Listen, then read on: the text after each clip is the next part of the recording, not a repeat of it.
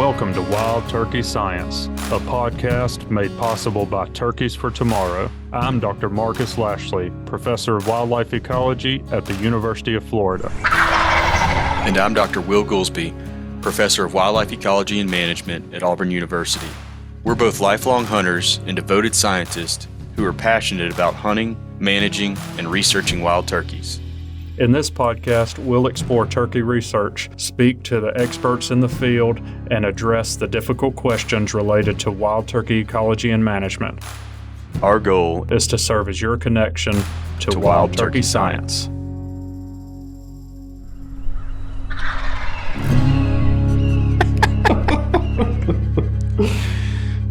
There's lots of names for it, many of them inappropriate for the current setting. Yeah, we'll just let people's mind wander.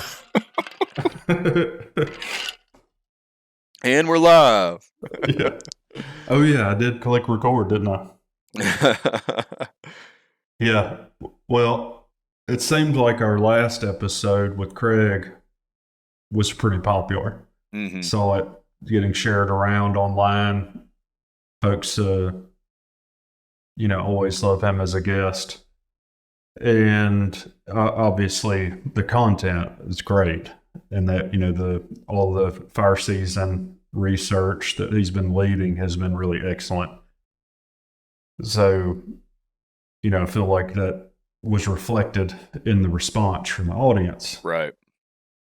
But it did get me thinking, between that and us doing some of the stuff with Onyx here recently for that master class, our upcoming training that we're getting prepped for.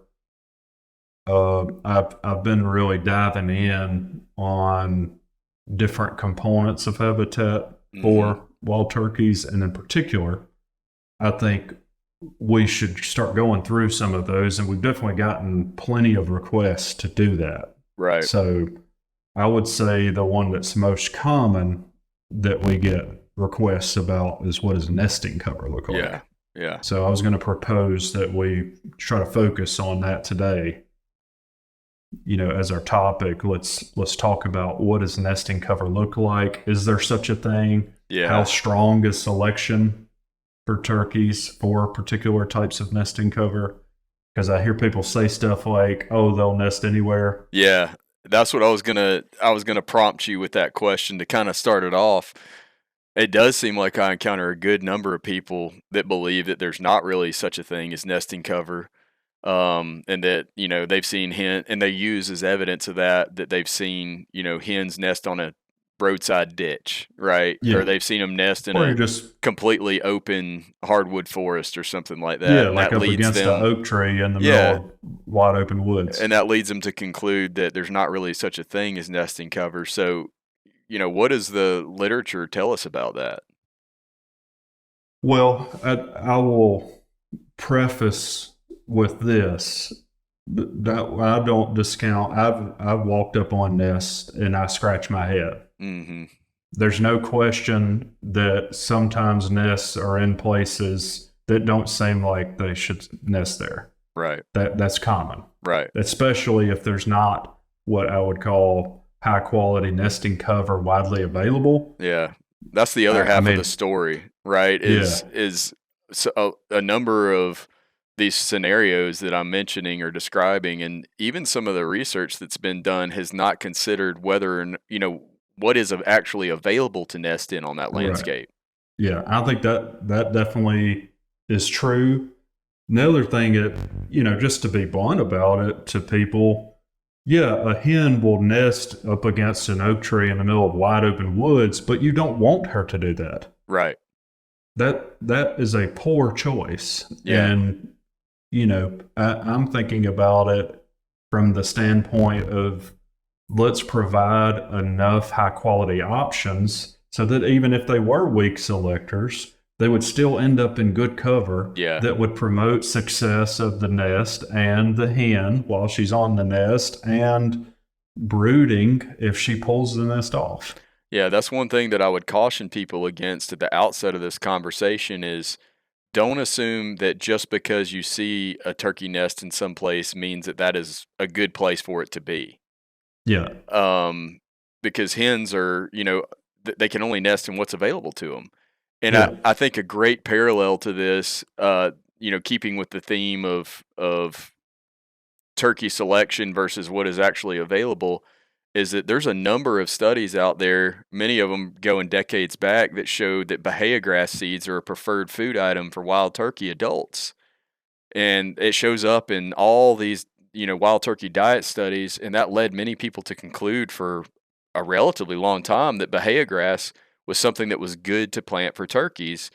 And Yeah, that's the ticket, because we see yeah, them out in fields and we yeah. find it in their diet. And there's two things there. One is, don't assume that just because they're eating it, it's the best thing for them to eat. It might just simply be that that's all that's really available for them in a high abundance.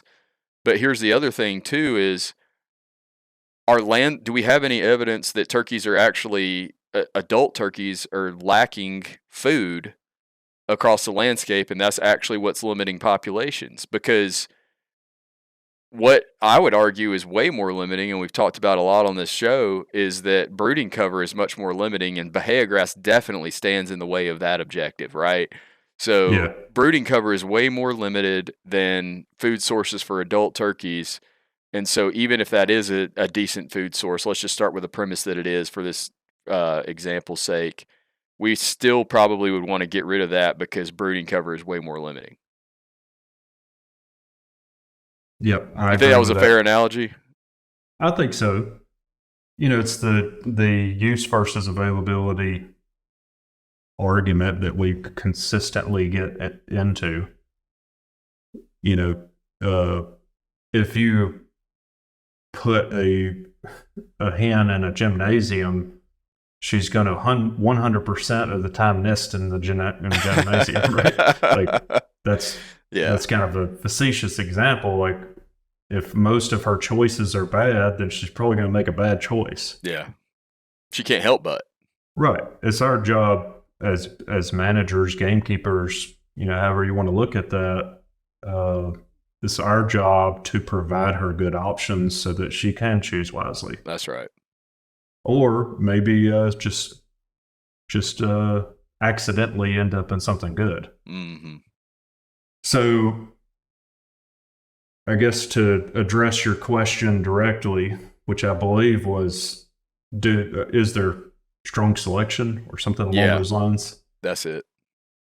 I would say, based on going through the literature, that the selection has been very strong for particular characteristics. Yeah. So when I hear that weak selector, I don't know that I would agree with that. I guess if we're in a context where there aren't good choices, or where everything is relatively similar across the landscape, you might see weaker selection in that context. But when you go back to the Dixon book, 1992, I believe was the year, and look at the body of evidence, even just that had accumulated in the 70s and 80s, there was already evidence of really strong selection for particular traits. And I'll read you something, I guess paraphrase what one of the things in that chapter, which this was Bill Porter, his chapter on habitat requirements for wild turkeys. There's other chapters that have similar information to this as well, I'll note. But he wrote that they're often found at the base of trees, in logging slash or shrub cover or herbaceous vegetation. And the characteristic that is common surrounding nests from wild turkeys is lateral cover. Mm-hmm. So in other words, what is producing lateral cover can vary based, it could be different types of vegetation or woody debris, different things can produce that lateral cover, but that's really consistent lateral cover. And they even wrote, whether you're talking about in Alabama or Oregon or anywhere in between, that characteristic has commonly been selected for higher lateral cover. Mm-hmm. And what he meant by that, he went on to define as well-developed vegetation 1 meter above the ground. Right. Right. So we're talking about somewhere between waist high to the ground. So that's what he wrote at that time, and he had a number of examples. The one that I think is potentially most compelling was from Speke's work in Alabama, where in that landscape, only 0.6% of the available landscape, which was primarily right-of-ways and small openings, 0.6% of that was available, and 37% of the nests that they found in their study occurred in those areas. Oh, wow. I've never come across that result before, and that's directly from Alabama. Yeah, that was Everett, 1982. Okay. 0.6% of the landscape and 30-something% of nests were found there? Yeah, and they pointed specifically to rights of way, and I think it's because most of the early successional high quality lateral cover was associated with those rights of way. So these would be like power lines, gas lines, roadsides. Yeah, so in the landscape they were in, most of the high sunlight environment, where you have that kind of that well-developed vegetation at the ground. Basically anywhere you don't have trees. Yeah. That was where it was concentrated, and 37% of the nests occurred in just 0.6% of the area. And that's in those areas... Yeah, that's the strongest selection I think I've ever heard. Yeah, even across species. I know. Yeah, 0.6%, and over a third of the animals chose those areas. Yeah. And they were choosing it, he wrote something along the lines of only when vegetation height was exceeding 10 inches.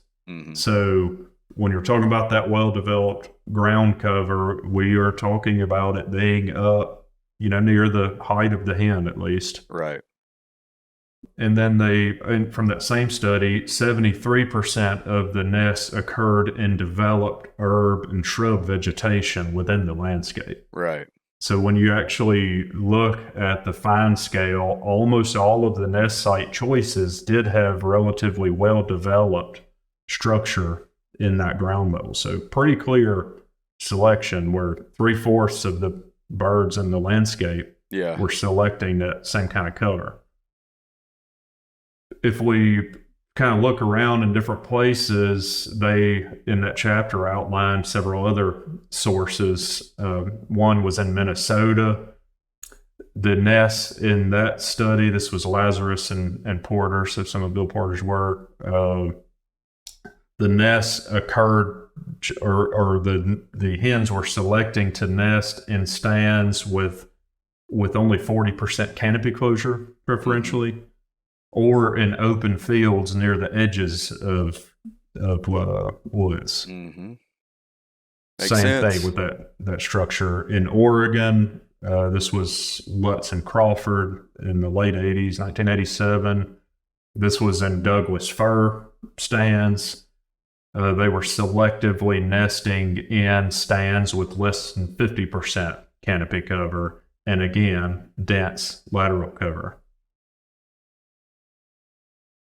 So, we're starting to build evidence. That was 3 studies pretty much across the entire range of turkeys. We have another study from Georgia, well-developed lateral cover, and he did note this was a weaker selection, but I think it's going to bring back a memory for you when I say this. Well-developed cover directly overhead between 0.5 meter and 3 meters in height. And this was in Georgia, Oklahoma, New Mexico, and if you remember talking to Craig Harper about this, also recently in Tennessee. Yep. A characteristic that was commonly associated with nest site selection. Yeah. So that characteristic doesn't seem to be as strongly selected, but it is pretty common. It also, I would guess, is even rarer than the just having good lateral screening cover. Having both of those, like lateral screening and overhead, Yeah, is probably even harder to find. yeah, I agree with that. It's probably easier to select for lateral cover Yeah, because it's generally more common. yeah. And then when you can do that and have the directly overhead cover. What do you think it is about the overhead cover? Do you think I mean, the first thing that comes to mind for me is preventing avian nest predation, right? From like crows, Mhm. blue jays, and so on. But do you think it's that, or do you think it's just that those areas that have more overhead concealment cover are just better concealed overall?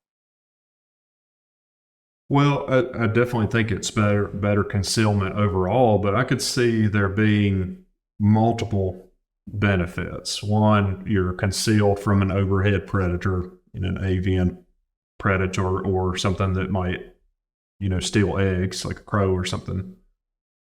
So I could see it conveying benefit there. It also is providing some shelter directly over the hen from the elements, particularly rain. Mm-hmm. So I could see it conveying benefit there as well.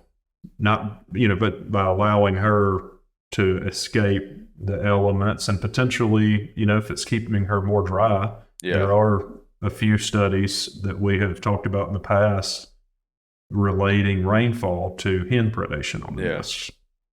I wonder if it also has something to do with the sun, creating some shade on the nest because, Yeah, it's by default in an area that has a more well-developed understory with lateral cover like that, you're gonna have to have more canopy openness, right? The opposite of closure, like you were just talking about being yeah, important. And so, as a result of that, there's gonna be more sunlight coming through, heating the hen up. I wonder if like having some of that overhead shade, but not have it come from the canopy, but rather the vegetation that's actually concealing the nest makes a yeah, contribution as well. yeah. I could see that. It's definitely you start getting in the deep south, and that'd be pretty Yeah. miserable to sit in a stand with 40% canopy cover all day long, in Late April. April, yeah, early Yeah. May. So I could definitely see escaping that thermal stress Yeah. being part of it as well. There's not, to my knowledge, very good data on those aspects of that cover.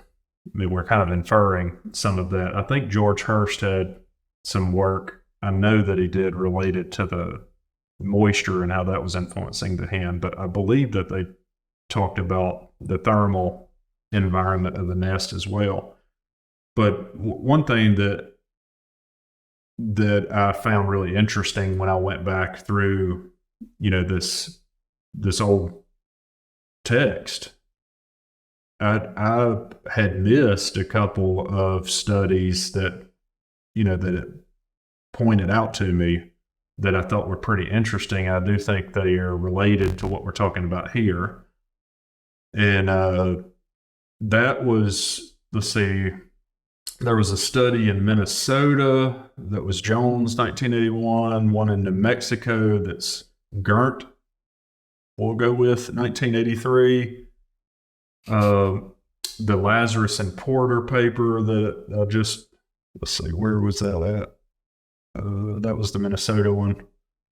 And then one that I was a part of, the Kilberg et al. 2014, which wasn't covered in this book, but I just knew about the nest site selection in that. Mm-hmm. Hens tend to select mesic slopes, Right.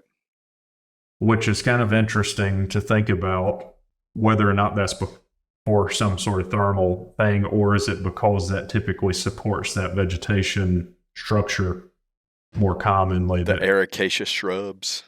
Yeah, there you go. I wasn't going to go there, but if you, I mean, this is a science podcast. We can use words like ericaceous, right?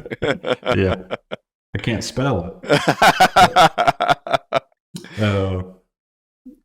But I thought that was pretty interesting that there are a number of studies that identified that pattern where hens tend to nest more on the mesic side of the hill. And that doesn't mean that they won't nest on a more xeric, drier aspect if the vegetation conditions are such that it supports that. But there has been this overall tendency for hens to select the wet side. Yeah. That is really interesting. Yeah, so I could see that being related to that thermal environment. Yeah. So that being said, there's also evidence of brooding occurring on the drier side. Mm-hmm. I know that we've talked about this before. I've heard John Grucci, for example, say something along the lines of, don't manage your brooding cover where it wants to be woods. Yeah.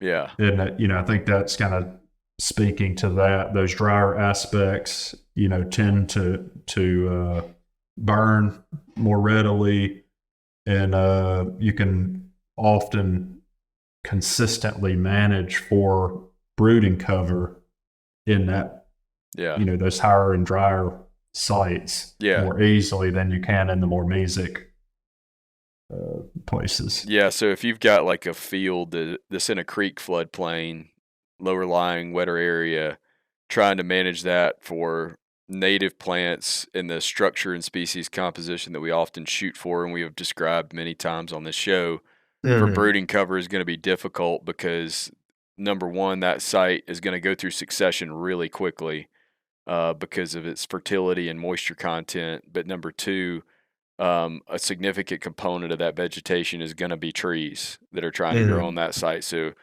it's already hard enough to create good brooding cover on drier upland sites with lower soil fertility, and you're just doubling down on the difficulty when you try to manage those areas in that way.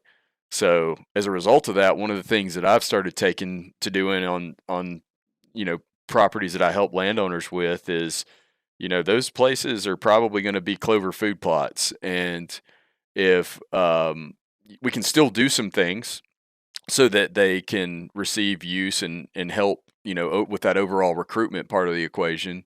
For instance, we're not going to mow them down really low and keep them clean and all the weeds sprayed out of them. We're going to get a little bit more diversity and structure, but managing it that way versus trying to manage it for all of native warm season grass forb community that's good for nesting is going to be a lot easier. Mm-hmm. Yeah, I agree. So I guess if we're going to cover or kind of round out the selection, so that Johnson et al. Paper 2022 from Tennessee also showed, if you guys remember from our previous episodes with Craig, they showed pretty intensive selection in that same, in that study. Mm-hmm. I can't remember exactly the numbers, and maybe you do. I remember that when we combined nesting and brooding cover, that was around 7% of the landscape, as far as I recall. That's right. And was it about 45% of the nests? Yeah, it was a little under 50% of the nest occurred there. Yeah, and their nest success was about twice as high. Yeah, well, I wanted to move to that next, where we talk about how much does the selection matter. Yeah, because that's the other important thing. It doesn't matter if they select for it. Like, if it doesn't confer some kind of fitness benefit by increasing survival or reproduction, then why does it really matter? Yeah. But we have evidence that it does. Oh, yeah. Well, I want to talk about a couple of things. One, there are publications that did not find strong selection for characteristics. Mm-hmm. So I just want to put that out there. It's not that every study that's ever looked at this found a relationship, and there have been different things going on. Some of them aren't measuring lateral cover. Sometimes they may be in situations where there isn't a lot of high quality lateral cover available to select. Yeah. In some cases, they may not be doing the work at the scale of selection. Mm-hmm. So I'm thinking about some of the remote sensing work, mm-hmm. Where we have just like a a broad vegetation type identified from GIS. Yeah. So there's lots of investigations in this, and that work is needed, to try to understand what scale is selection occurring at and how common is it across, all these different contexts. So there are examples where selection has been relatively weak or they didn't detect any selection. Right. But I would say there's a really common narrative that the majority of these studies, many of which we've just covered, find selection, particularly for that lateral visual obstruction. Yes. And I will just tease people with it. We're trying to let this get published before we really go into detail, but we have a paper we're in the works right now showing selection, the clear selection for that lateral cover that's promoting visual obstruction. Yeah. Well, it's been presented publicly at this point, Marcus. Why can't we just go into it? Golly, it's like opening a Christmas present. I know. Well, we got to hold something for our audience, right? They got to be excited about something. Yeah, well, for the turkey season. And then there's that other paper that's an even bigger Christmas present. I know the vegetation part is like a stocking stuffer compared to that other piece that we're going to be sharing soon. Yeah. Well, I don't want to tease people too much because we got a lot of great stuff that we can go ahead and go into. If we tease them too much, I think that makes us bullies. So. Is that what happens? I guess. I don't know. Okay. Oh, I guess the other one thing that I wanted to point out, we do have a video from Craig Harper where they went around in Tennessee and show people visually what hens were selecting and talking about how that translated into success or lack thereof of hens in that study. And personally, I've seen several videos like that where people are kind of talking about nesting cover, but that one to me is by far the best. Right. Quality, showing you real world scenarios where hens were making selection and then talking about what the consequences of that selection were. So yeah, that's awesome. We'll link that in the show notes, and I think we could probably even cut in some of the footage. If you're watching this on YouTube, we'll try to do that when possible. But yeah, that's a great resource that we'll link right here. So if you hadn't had a chance to watch that, or if you've forgotten, go back and take a look at it, because I think it's a great resource. Yeah. And we're going to start doing that with our data, as we're going with all these different projects and everything, because I think that's a really great way to convey to people visually what we're looking for. Because that's what we're always telling them, is that they don't need to memorize a certain prescription for how to manage a property for turkeys. What they need to memorize is what the plant community they're after looks like, and then that can drive how they manage. Yeah, make adjustments. So this is a way to start building that data bank in your mind of, okay, this is the conditions that I'm after to have successful nesting. These are the conditions that I'm after to have successful brooding. Yeah. Well, and I think getting refreshers on that is important. So like with that nesting video, save it and go back to it and look at it. Yeah. Especially when you're trying to make plans or you're going out to evaluate things on your property, have a quick reference to remind you what you're looking for. So we're certainly trying to build a repository of information like that on the YouTube channel. So as we go and continue to get better and better data, and now that I have a team here where we can get some really high quality footage, hopefully that'll build up pretty fast. But I did want to remind people that we have that resource available so that you can visually see what we're talking about here on the podcast.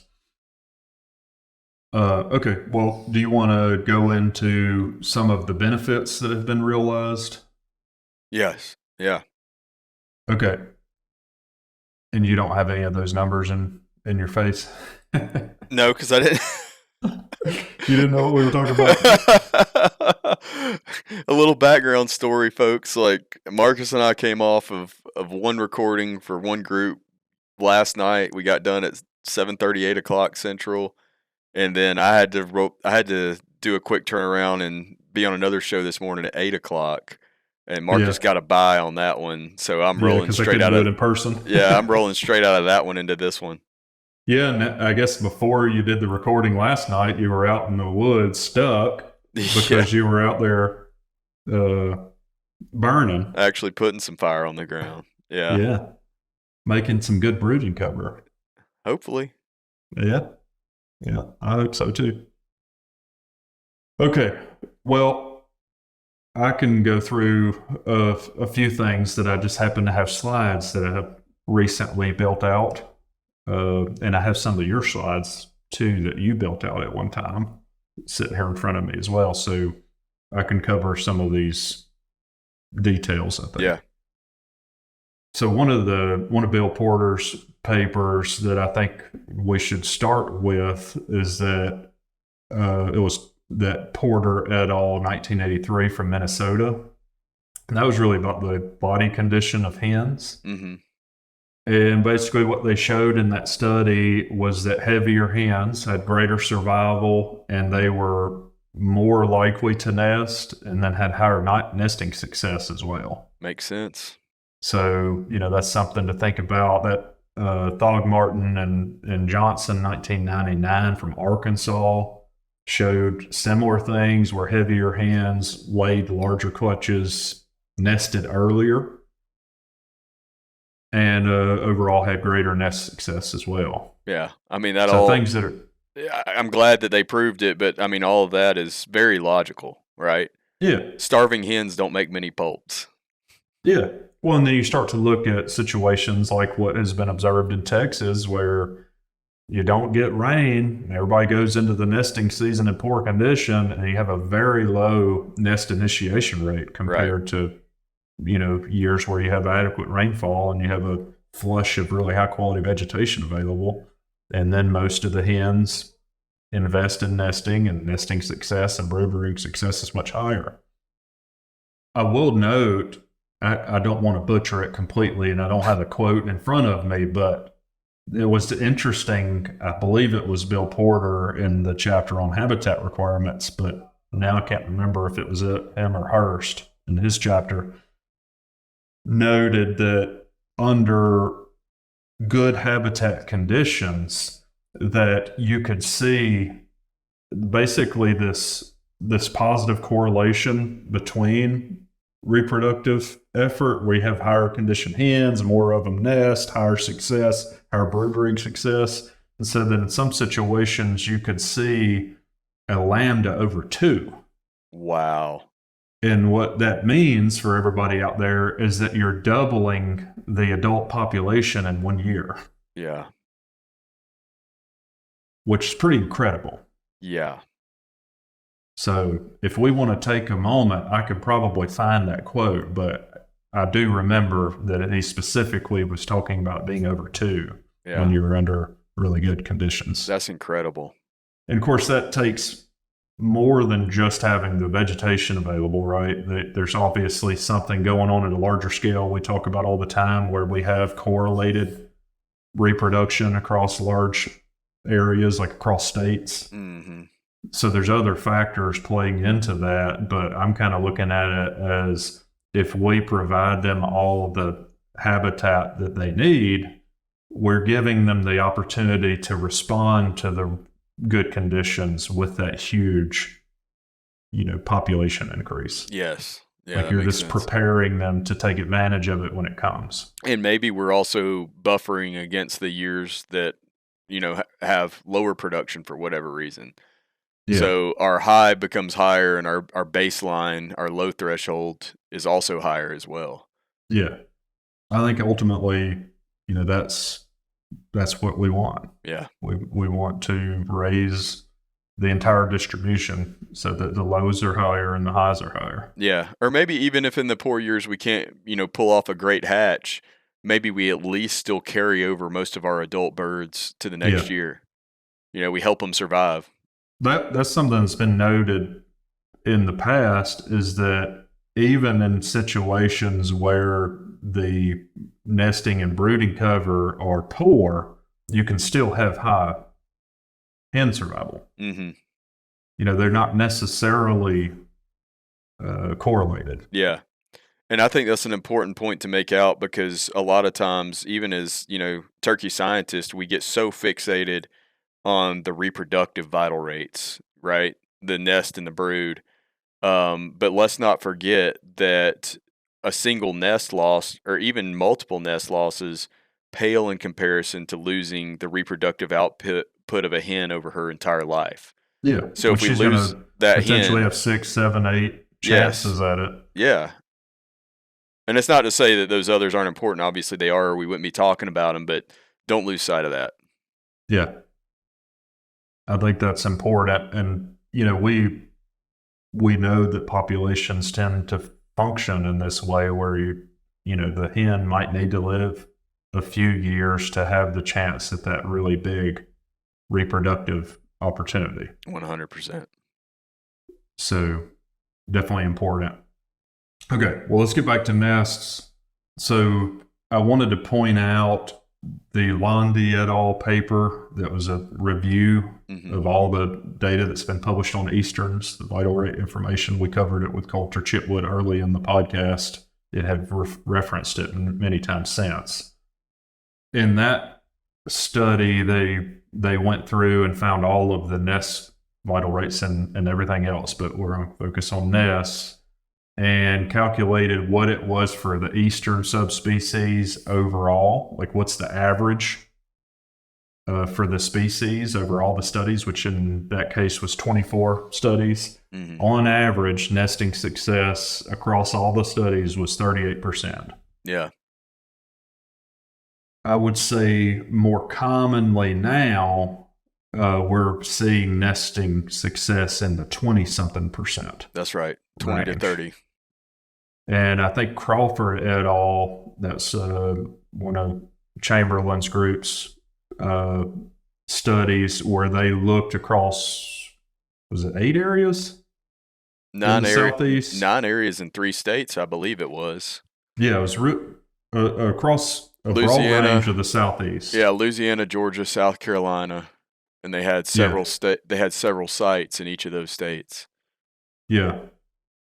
So they identified on average across all the study sites for the time frame that they were looking at, which I believe was through the teens, the 2 teens, like 13 through 17 or something like that. They were in the 20s on average.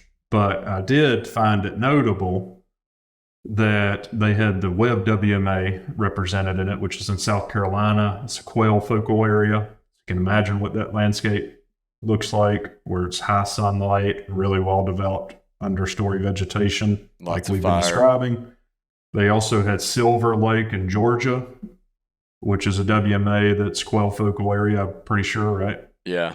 I don't know if it's a quail focal area per se, but I do know that it's got there's a lot of woodland savanna there that's burned. Yeah. I think that it is a focal area, but regardless, we know that that is common. And those two study areas out of that whole study were the highest nesting success, and they were both 47%. To average 47%, it's pretty stellar. I'd be real happy with that right now. And Yeah. the interesting thing, and I know you and I have had this conversation before, and maybe we've mentioned it on the air once, but it's been a while, is it seems like that 50% nest success rate is the number that keeps cropping up on good habitat, on what we would typically consider good nesting cover. Yeah, that's right. Yeah, matter of fact, from the Tennessee study, you remember 7% of the landscape was an early succession shrubland that was high quality nesting cover. 45% of the nests. They had 36% nesting success. However, 12% of the nests in areas that could be mowed were lost to mowing. Yeah. So if you add that back, we're back to that 48%. Yeah. There it is again. Yeah. So I really think that's what we're aspiring to is when we're providing high quality nesting cover, that's kind of where we're expecting Yeah. to get. Yeah. I think it's like what I'm starting to feel is like good is anything north of 30%, better is 40% up, and then best is like around that 50% number. Yeah. Now, there were some historical examples. I don't remember which papers they were, but they were outlined in that Landy et al. Paper. There have been some observations of higher nesting success, like 60-70%, Yeah. but I don't think it's reasonable to pull that off on a year-to-year basis. No. It seems like when we're managing really well, we can get up around 50. Yeah. And that's a pretty common threshold, it seems like. Yeah. Some other interesting things when the nest in that Tennessee study, when the nest had overhead cover, that equated to a 2% increase in nest survival per day. Mm-hmm. Which, if you think about that nesting cover being on the low end or the high end, that 2% per day, it takes the nesting success on the low end of cover from the mid-20s, about 24%, to if you're on the high end of that cover where we're expecting about 43%. Boom. Just from that There 2% per day. Right up there in the low to mid 40s. Yep. So, and that was, in this case, they were not discarding the ones that got mowed over. So, right. This one's a little bit lower probably. Right. But pretty compelling nonetheless. And I will also note, when we were talking about the lateral cover, they did quantify how much that lateral visual obstruction was affecting nest site selection by hens in that study. And they found for every 10% increase in visual obstruction at that, that key height for the hen, for every 10% increase in visual obstruction, they had a 2.2 times higher selection by hens for that cover to nest in. I was just thinking about that when you brought that up and thinking about how we measure visual obstruction, and it's probably really foreign to a bunch of our listeners, but it might be cool to put together a little video showing us going out with a NUDS board and show people how they could do it, build maybe a little miniature NUDS board for their property, and they can actually go out and assess where they stand relative to some of these numbers that we're reporting. Yeah, that's a good idea. We could definitely do that. We have people going out measuring this on real nests all the time. Yeah, so, all you need is a little bit of plywood and some spray paint. So yeah. Well, I guess I'll encourage folks, if you want a video like that, I would assume those people probably watching on YouTube, leave us a comment below, and if people want a video like that, we will produce it. Yeah, and please do say that you want it, because that was my idea and I want it to be a good one. Yeah. You could also leave us a comment. No, I think Will's Marcus always is coming up with a more creative idea, so I get excited every now and then when I have one. Hey, you come up with plenty of creative ideas. It's just, it's hard to match up against me. Like that. You're like ignoring all of the weaknesses that are really easy to stack up against me with. And the one thing that I tend to do relatively well, that's the one you're picking. I wouldn't say I'm ignoring your weaknesses. I'm just a good friend, so I don't talk about those. Okay. But I'm well aware. I'm well aware of those. Yeah, you and me both. And so is my spouse. If you would like to know what those are, just ask her. Yeah, so I think there's pretty compelling evidence that the hens, when they're given the option at least, are pretty strong selectors, particularly for that lateral cover, maybe secondarily so for that overhead Yeah. like directly overhead cover. I'm not talking about the canopy 40 foot up. Yeah. And maybe some other traits. There was a mention in the book, and I also have heard Mike Chamberlain's group talk about some nest site selection might be in relation to good brooding cover. Mm-hmm. So in other words, hens might tend to choose nearer, better brooding cover. Mm-hmm. So, there are various things that seem to be influencing selection, but there are some consistent patterns in that selection, and particularly the unifying theme is that lateral cover. Mm-hmm. When you have that in the ground cover layer, that's much higher likelihood that she selects it. Right. And that there are consequences to that selection when she's able to select really high visual obstruction. And, if you add the overhead cover in on top of that, that can make a pretty big difference in nesting success. I feel like there's no room to deny the role of habitat in, nest success at this point. And that, we've shown everything from hens will select for it when there's good cover present, and their success is higher there. Yeah. And again, I don't want to get us on a sidebar here, but we already did that. We had an episode focused on it. I think we called it Habitat Management is Predator Management. That's right. We had an episode where we talked about this specific thing that I'm about to bring up, but not only are we managing for that visual obstruction and that plant community composition and structure that she's selecting, and that is conveying benefits, that we're thinking of from the hen's perspective, those same management strategies also tend to decrease selection and potentially relative abundance of nest predators. That's right. So, that's probably part of that net effect that we're seeing, that's benefiting the hen is, that raccoons don't like it. Yeah. And coyotes, and different things, we've talked about this at great length. I mean, when you burn in the home range of a raccoon, it creates a hole in the home range of the raccoon. Mm-hmm. Yeah. That we have that data. You can see it. We've referenced it. And think about it this way too, is, there's the first way that comes to mind for most people, and the most common sense way to prevent against that nest predation is to remove the predator from the area. Yeah. But makes sense.